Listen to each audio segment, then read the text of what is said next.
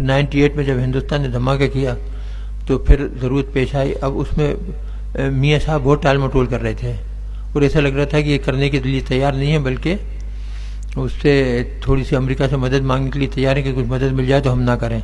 میرا اپنا یہ خیال تھا اور گوہر ایوب صاحب کا کہ جی اگر ہم نے اس وقت نہیں کیا تو پھر کبھی نہیں کر سکیں زندگی بھر.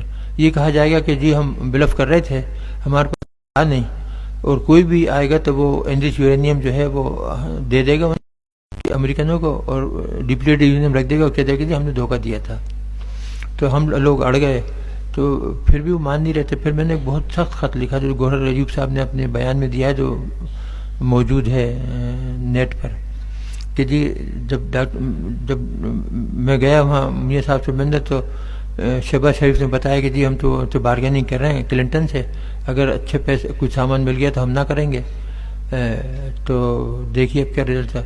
تو میں نے پھر جب مجھے پتہ لگا تو میں نے خط لکھا بہت سخت کہ جی اگر آپ نے اس وقت نہیں کیا تو میں تمام سائنٹسٹ کو لے کے اپنے ریزائن کر دوں گا اور پریس کانفرنس بلا کے سب کو بتا دوں گا کہ ہمارے پاس ہر سہولت موجود ہے، ہم 1 ہفتے کے نوٹس پہ دھماکے کر سکتے ہیں. اور حکومت جو ہے یہ لیٹ گئی، پریشر میں آ گئی.